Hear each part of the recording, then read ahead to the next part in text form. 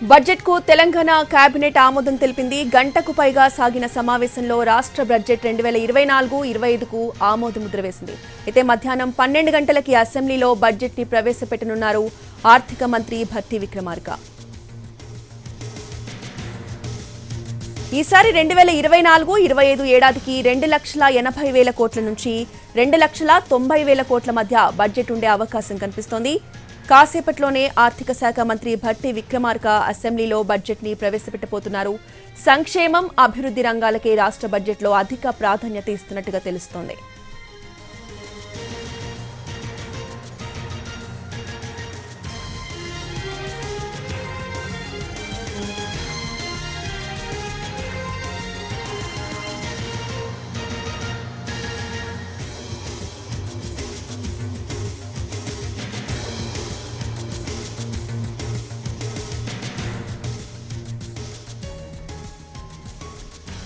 Budget కి Telangana cabinet ఆమోదం తెలిపింది. గంటకు పైగా సాగిన ఈ సమావేశంలో రాష్ట్ర బడ్జెట్ 2024-25కు ఆమోద ముద్ర వేశారు.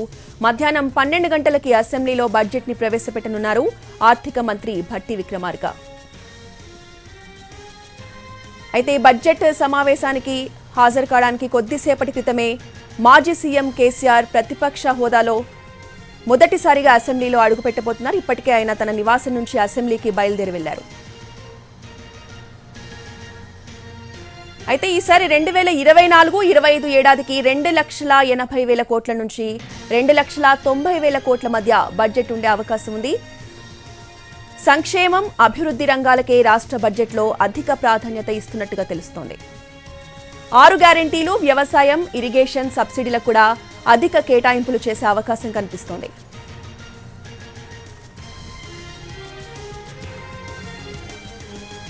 ఎన్నికల హామీల అమలుకి 50,000 కోట్ల వరకు కేటాయించే అవకాశం ఉన్నట్టుగా కూడా తెలుస్తోంది.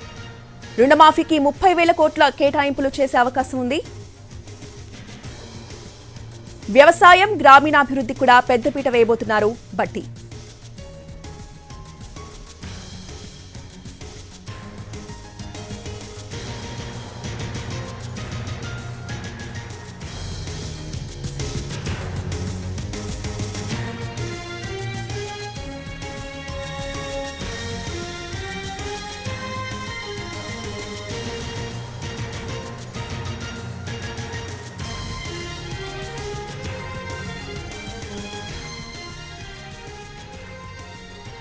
బడ్జెట్ కి తెలంగాణ కేబినెట్ ఆమోదం తెలిపింది. గంటకు పైగా సాగిన సమావేశంలో రాష్ట్ర బడ్జెట్ 2024-25కు ఆమోద ముద్ర వేశారు. మధ్యాహ్నం 12 గంటలకి అసెంబ్లీలో బడ్జెట్ ని ప్రవేశపెట్టనున్నారు ఆర్థిక మంత్రి భట్టి విక్రమార్క. ఈ ఏడాదికి 2,80,000 కోట్ల నుంచి 2,90,000 కోట్ల మధ్య బడ్జెట్ ఉండే అవకాశం కనిపిస్తోంది.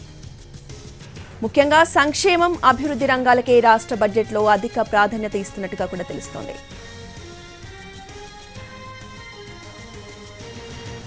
అయితే ఈ బడ్జెట్ సమావేశాలకి ప్రతిపక్ష హోదాలో మొదటిసారిగా మాజీ సీఎం కేసీఆర్ హాజరు కాబోతున్నారు. ఆయన కొద్దిసేపటి క్రితమే ఆయన నివాసం నుంచి బయలుదేరి వెళ్లారు.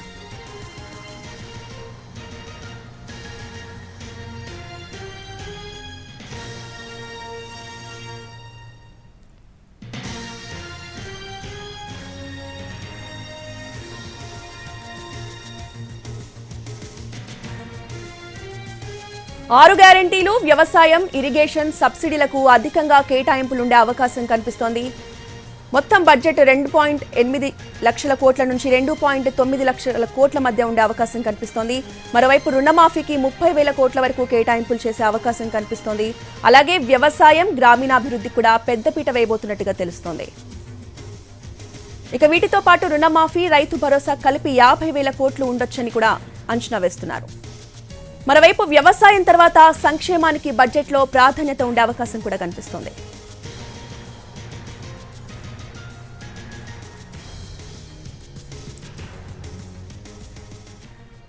మరి కాసేపట్లోనే అసెంబ్లీలో బడ్జెట్ ని ప్రవేశపెట్టబోతున్నారు.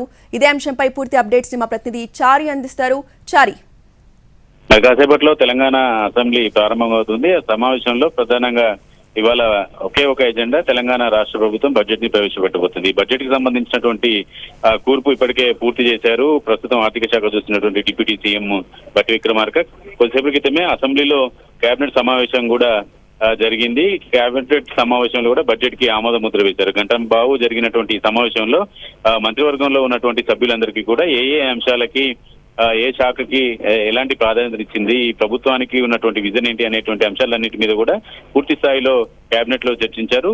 మనకు ఉన్నటువంటి సమాచారం ప్రకారం 2,95,000 నుంచి 3 లక్షల లోపు ఈ బడ్జెట్ ఉండేటువంటి అవకాశం ఉంటుంది. ఓటాన్ అకౌంట్ బడ్జెట్ లోనే 2,75,000 కోట్ల బడ్జెట్ ని రూపొందించినటువంటి ప్రభుత్వం ఈసారి కొంత పూర్తి స్థాయిలో బడ్జెట్ కాబట్టి దాన్ని పెంచి బడ్జెట్ ని ప్రవేశపెడుతున్నట్టు తెలుస్తుంది. అయితే ప్రభుత్వం అటు సీఎం రేవంత్ రెడ్డి తెలంగాణ బడ్జెట్ పూర్తిగా వాస్తవికంగా ఉండేటువంటి బడ్జెట్ ని పెట్టాలనుకుంటున్నాం. గతంలో వచ్చినటువంటి బడ్జెట్లన్నీ కూడా అంకెల గారడి అని చెప్పినటువంటి నేపథ్యంలో ఇది వాస్తవిక దృక్పథానికి వాస్తవంగా ఉన్నటువంటి ఆర్థిక పరిస్థితికి అనుకూలంగానే బడ్జెట్ ని రూపొందించింది. కొద్దిసేపటి క్రితమే బట్టి విక్రమార్క సమావేశంలో కూడా కేబినెట్ సమావేశంలో కూడా పూర్తి స్థాయిలో విజన్ కి సంబంధించి ఎలాంటి రూపకల్పన ఎలా జరిగింది అనేటువంటి విషయాలు చేశారు. బడ్జెట్ కాపీలని కొద్దిసేపు క్రితమే స్పీకర్ కి అలాగే సీఎం కి అలాగే శాసన మండలి చైర్మన్ వీళ్ళందరికీ అందజేశారు. మరి కాసేపట్లోనే శాసనసభ శాసన మండలి రెండు ప్రారంభం కాబోతున్నాయి. శాసనసభలో డిప్యూటీ సీఎం బట్టి విక్రమార్క, శాసన మండలిలో శాసనసభ వ్యవహారాల మంత్రి శ్రీధర్ బాబు బడ్జెట్ ని ప్రవేశపెట్టబోతున్నారు. ఇప్పటికీ పూర్తి స్థాయిలో అధికారులంతా కూడా ఆర్థిక శాఖకు సంబంధించినటువంటి అధికారులందరూ కూడా కేబినెట్ బడ్జెట్ కి సంబంధించినటువంటి పత్రాలన్నింటినీ కూడా కేబినెట్ ముందు ఉంచారు.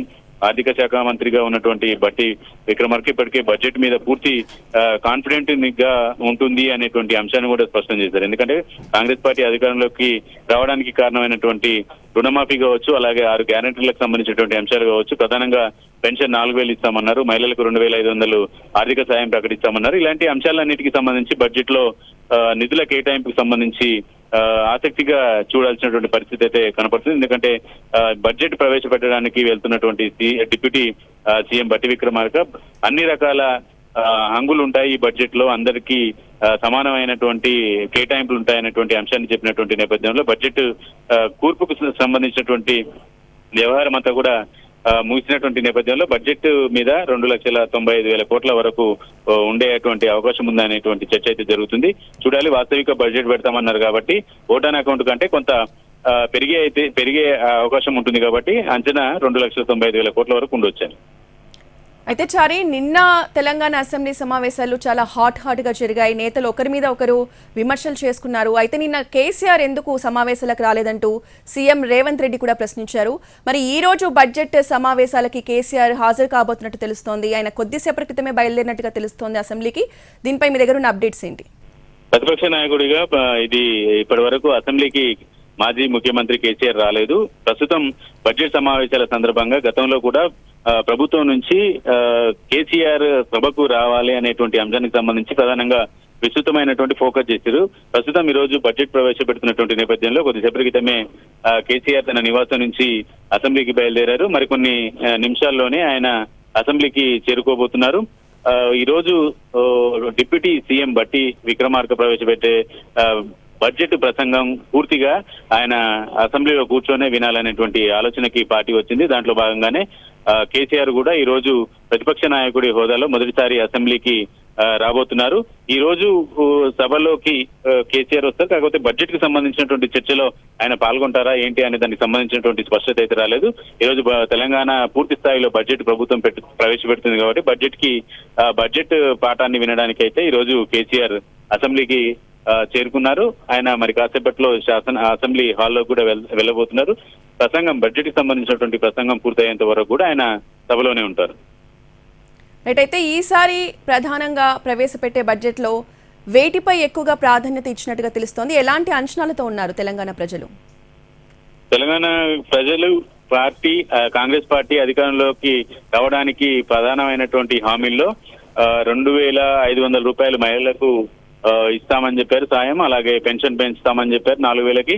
వీటితో పాటుగా తెలంగాణ ప్రభుత్వం ఇటీవలనే 1,00,000 రూపాయల రుణమాఫీ కూడా సంబంధించినటువంటి రైతులకు ఎవరైతే ఉన్నారో వాళ్ళందరి ఖాతాలోకి ₹1,00,000 వేసింది. పూర్తి స్థాయిలో 2 లక్షల రుణమాఫీకి సంబంధించినటువంటి ప్రక్రియను మొదలుపెట్టినటువంటి నేపథ్యంలో ఈ నెలాఖరికి 1,50,000 వరకు రుణం ఉన్నటువంటి రైతులందరి ఖాతాలోకి ఆగస్టు 15 లోపే రుణమాఫీ పూర్తి చేస్తామన్నారు కాబట్టి ఆగస్టు మొదటి వారంలోనే 2 లక్షల మేర రుణం ఉన్నటువంటి రైతులందరి ఖాతాలోకి కూడా డబ్బుల్ని జమ చేయబోతుంది. అందుకు సంబంధించినటువంటి బడ్జెట్ లో కేటాయింపు ఎలా ఉంటుంది అనే దానికి సంబంధించినటువంటి ఆసక్తి కూడా కనబడుతుంది. ఎందుకంటే మొదటి ₹1,00,000 లోపు రుణం ఉన్నటువంటి వాళ్ళ కోసం 6,098 కోట్ల రూపాయలని బ్యాంకుల్లో జమ చేసినటువంటి నేపథ్యంలో ఇప్పుడు 1,50,000 2 లక్షల రుణం ఉన్నటువంటి రైతులకు సంబంధించినటువంటి నిధుల సమకూర్చుకోవాల్సినటువంటి అవసరం కూడా ఉంటుంది కాబట్టి వాటికి సంబంధించి ఎంత నిధులు కేటాయిస్తారు, వాళ్ళు అంచనా ఏంటి అనేటువంటి అంశాలతో పాటుగా కేంద్ర ప్రభుత్వం బడ్జెట్ కు సంబంధించి కావచ్చు, కేంద్ర ప్రభుత్వం నుంచి రావాల్సినటువంటి వాటాకు సంబంధించినటువంటి అంశాలు, చివరి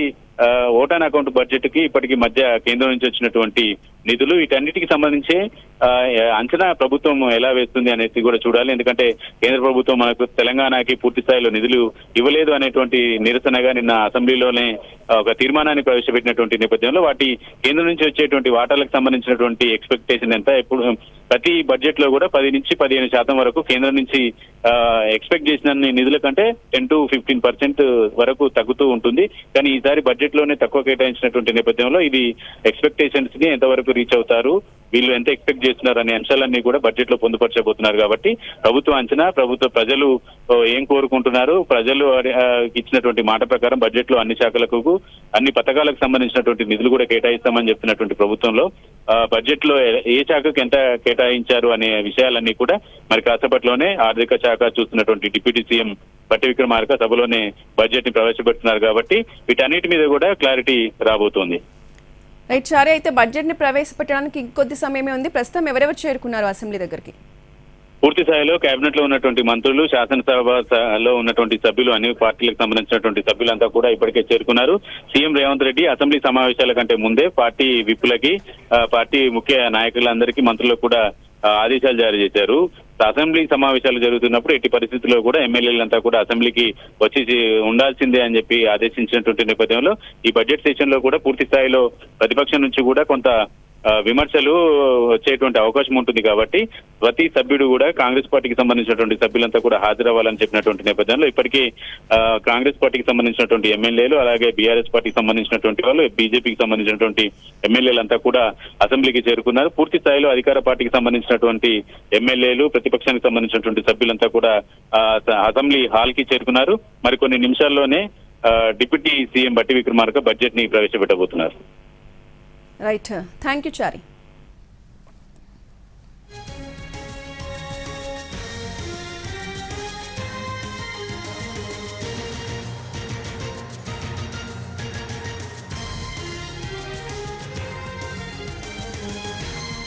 బడ్జెట్ కి తెలంగాణ కేబినెట్ ఆమోదం తెలిపింది. గంటకు పైగా సాగిన సమావేశంలో రాష్ట్ర బడ్జెట్ 2024-25కు ఆమోదముద్ర వేసింది. మధ్యాహ్నం 12 గంటలకి అసెంబ్లీలో బడ్జెట్ ని ప్రవేశపెట్టబోతున్నారు ఆర్థిక మంత్రి భట్టి విక్రమార్క. ఈసారి 2024-25 ఏడాదికి 2,80,000 కోట్ల నుంచి 2,90,000 కోట్ల మధ్య బడ్జెట్ ఉండే అవకాశం కనిపిస్తోంది.